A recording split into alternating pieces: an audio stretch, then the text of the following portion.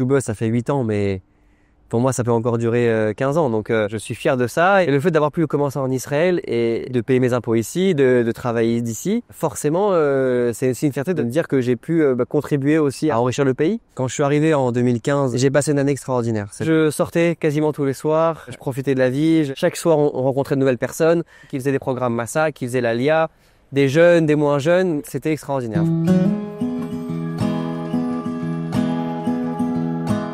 David Krief, bonjour. Bonjour Cathy. On est ravis de t'accueillir. Moi aussi. Pour ceux qui ne te connaissent pas, tu es le fondateur de Jubuzz et de toutes ses versions. Et il y en a. Tu avais 24 ans quand tu es arrivé en Israël. Comment ça s'est passé pour toi?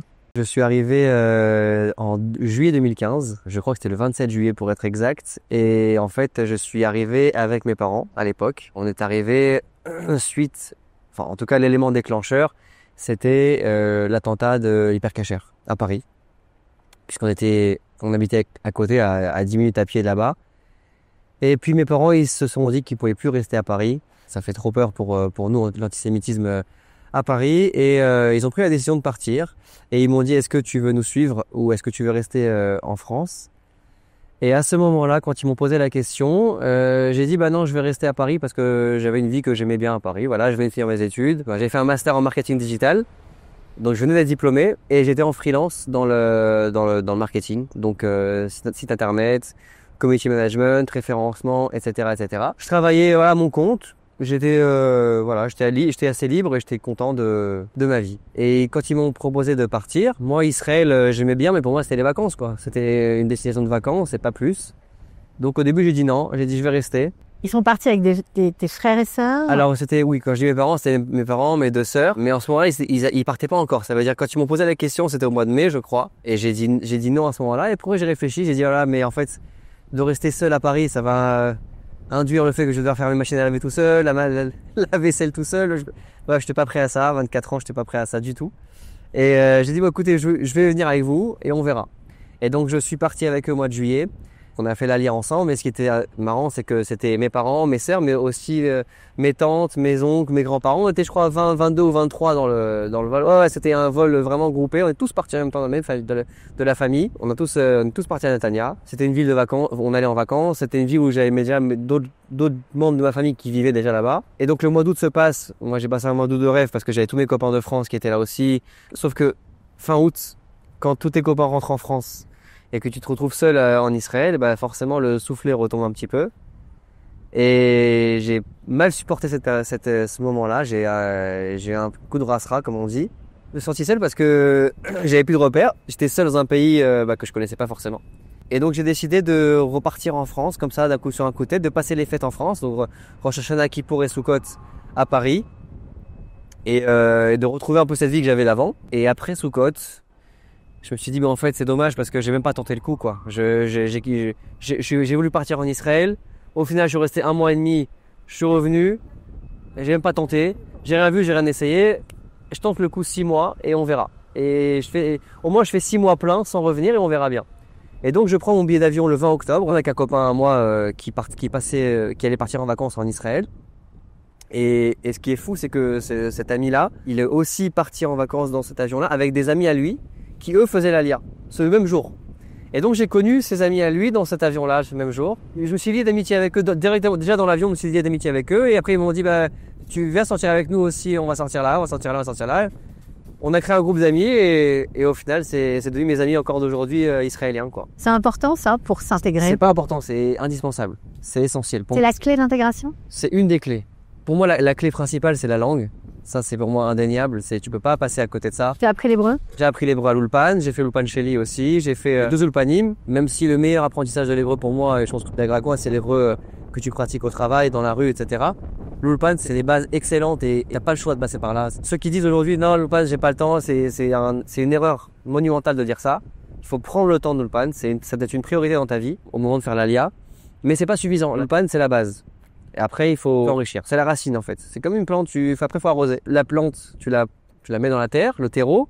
Ça, c'est l'ulpan. Et après, il faut arroser. Et arroser, c'est s'entraîner, se forcer à parler en hébreu avec des Israéliens, se forcer à écouter la radio, se forcer à regarder la télé en hébreu. Et c'est comme ça que la langue, elle rentre dans l'esprit. Mon père n'a pas fait l'ulpan. Et ce qui est peut-être marrant, et on peut en parler aussi, c'est que moi j'ai fait l'Ulpan avec ma mère et avec mes tantes.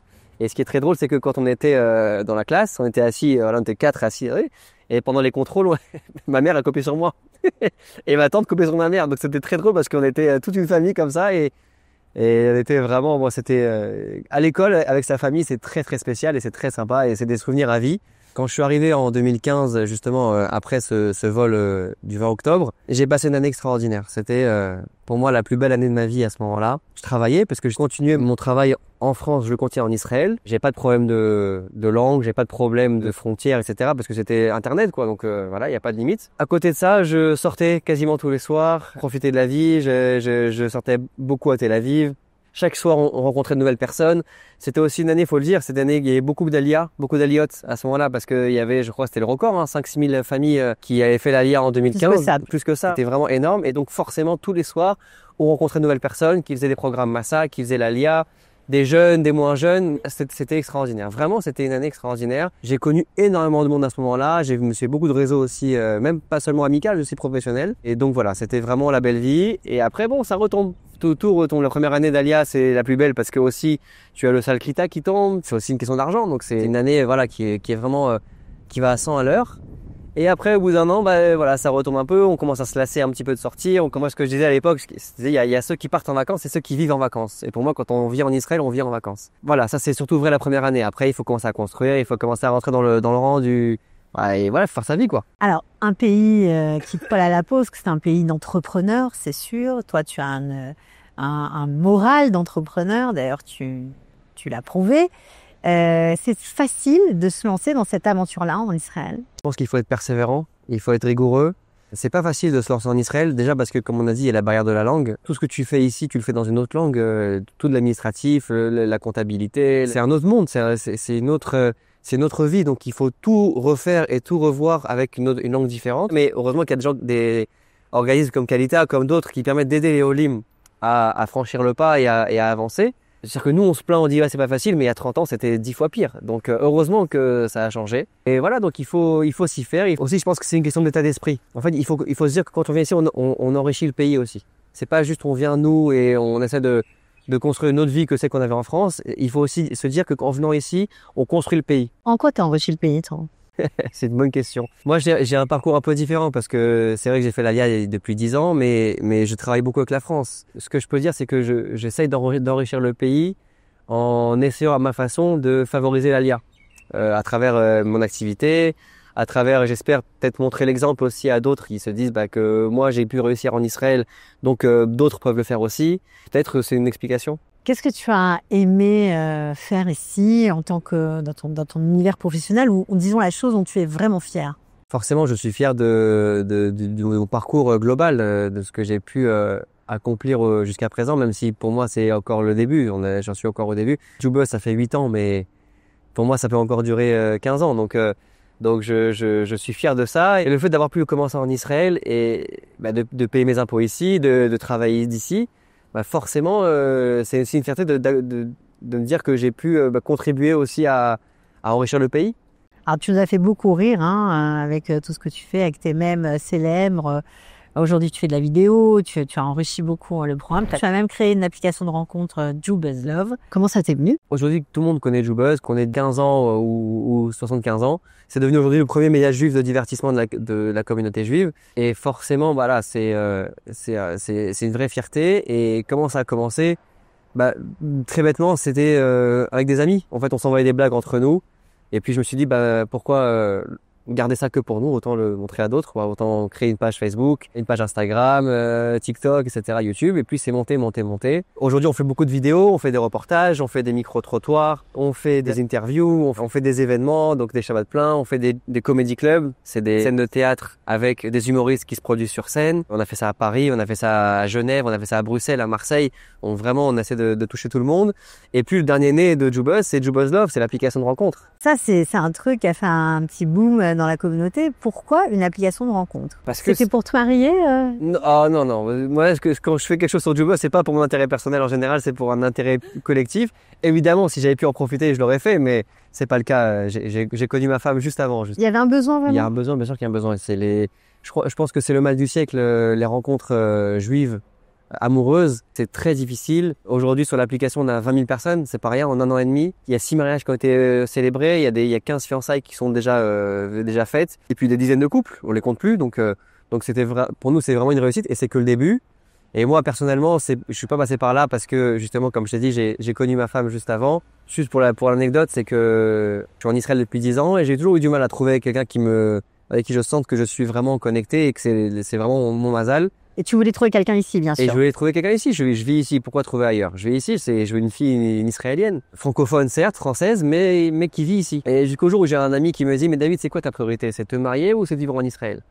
Et il m'a un peu bousculé avec cette question et je lui ai dit, bah non, ma priorité, c'est me marier. Vivre en Israël, c'est sûr que aujourd'hui, je peux plus vivre ailleurs, mais ma priorité, c'est me marier.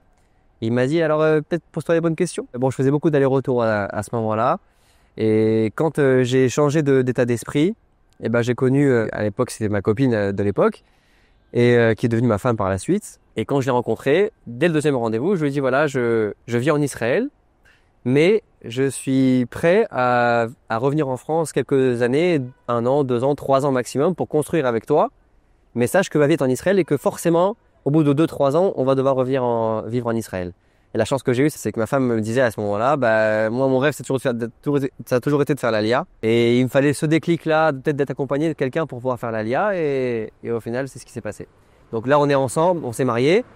Je repars à Paris pour un petit bout de temps. Et tu reviens. Mais pour mieux revenir. Pour moi, c'est vraiment faire un pas en arrière pour faire 2 pas en avant. C'est reculer pour mieux sauter. Comment tu perçois ce qui se passe aujourd'hui dans la communauté? Est-ce que tu as des retours? Est-ce que tu sens même si tu as un média de divertissement, est-ce que tu sens un petit stress? Bien sûr, parce que divertissement ou pas, ça reste un média et on est très connecté aux gens. C'est des messages tout le temps, c'est des rencontres dans la rue. Qu'est-ce que tu penses de ça et pourquoi pas ça? C'est aussi beaucoup de contact avec les ambassades, avec toutes les organisations. Et donc forcément, on sent une ambiance un peu angoissante en France, même si je pense qu'elle n'est pas aussi grave quand on est sur place, c'est pas aussi grave que ce qu'on voit dans les médias. Faut pas oublier que dans les médias, on voit tout ce qui est mal, on voit pas ce qui est bien. Donc quand on est sur place aussi, il y a plein de choses bien. Je vais te dire un truc, Cathy, je pense que la ligne rouge, ce sera le jour où en tant que juif, on pourra plus manger sereinement à la terrasse d'un restaurant kasher. Ça sera la ligne rouge. Là, on n'y est pas encore du tout. Aujourd'hui, tu vas dans le restaurant à Paris et tu n'as pas de problème. En tout cas, Baruch Hashem, pour l'instant, il n'y a pas de problème. Ça va, mais c'est sur la pente descendance. Pour moi, ça ne pourra pas aller mieux qu'avant le 7 octobre. Depuis le 7 octobre, c'est que descendre. Et je pense, même si la guerre s'arrête demain et qu'ils relâchent les otages, je pense que ça ne va pas aller mieux. Ça va aller de pire en pire.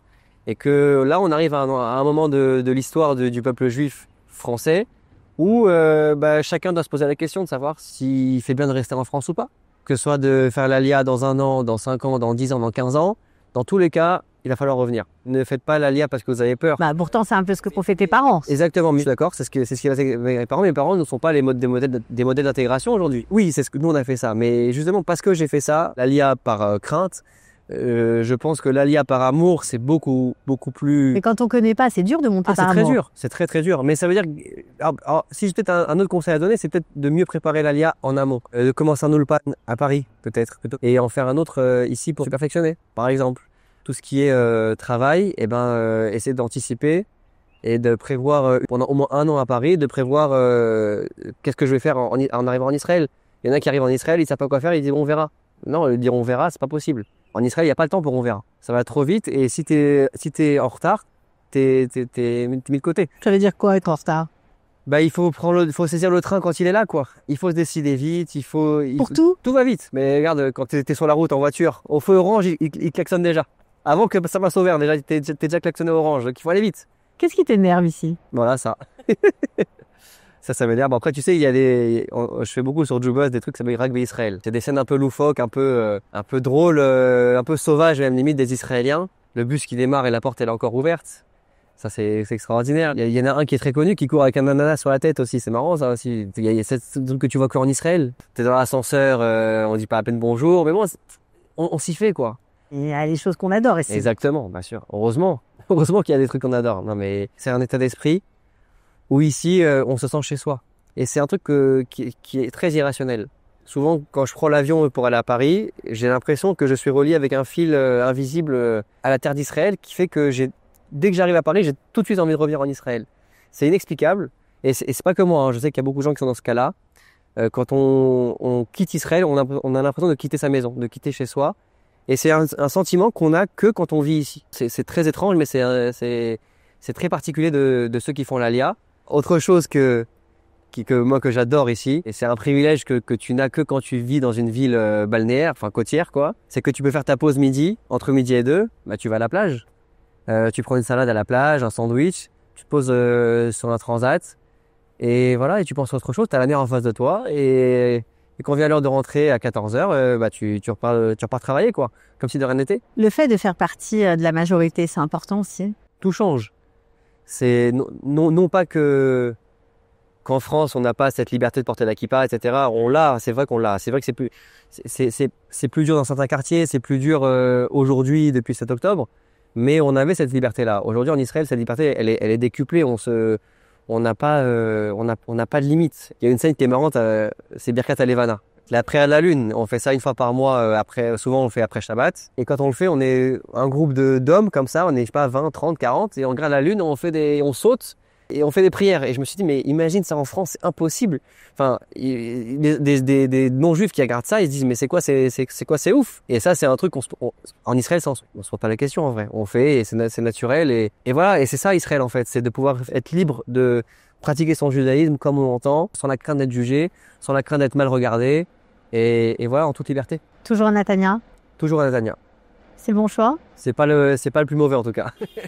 Le bon choix, je sais pas. En tout cas, je sais qu'en termes d'intégration, c'est pas le meilleur choix. Mais en termes de confort, c'est un bon choix. En fait, je comprends les deux avis. Il y a l'avis de ceux qui te disent non mais faut pas vivre à Netanya, faut aller dans une banlieue, dans une ville comme je sais pas, comme Beth Shemesh, comme Ramat Gan, où tu vas parler hébreu parce que tu te forces à parler hébreu avec les gens et que ça va t'intégrer plus vite. Donc je comprends cet avis-là, c'est vrai, il est vrai. Mais je comprends aussi l'avis de ceux qui disent bah non, Netanya c'est bien parce que ça parle français et que moi j'ai pas besoin de faire des efforts en hébreu. Je sais que ça sera plus facile de faire les courses, plus facile pour médecin, plus facile pour ça, pour ça. Bon, c'est deux courants de pensée, deux façons de penser. On mange mieux à Netanya, il paraît. On mange très bien à Netanya. On mange très bien. Il y a les restaurants français aussi. C'est vrai que quand tu vas sur le Kikar, ça t'es sûr de parler français, il y a aucun doute. Et ouais, on mange bien. Ouais. Pourquoi j'ai grossi, c'est ça que j'ai dit? C'est quoi ton plus beau souvenir? C'est mon mariage. Je suis marié il y a très peu de temps ici en Israël, à Jérusalem en plus. Et d'ailleurs pour moi et pour ma femme, c'était impensable qu'on se marie ailleurs qu'à Jérusalem. Ailleurs qu'en Israël, c'est sûr. Mais quand on est allé à cette salle à Jérusalem, on s'est dit c'est là où ça ou rien quoi. C'était obligé. Donc évidemment, meilleur souvenir, c'est le mariage en Israël et encore plus dans la ville sainte. Inoubliable, bien sûr, bien sûr. C'est un aboutissement?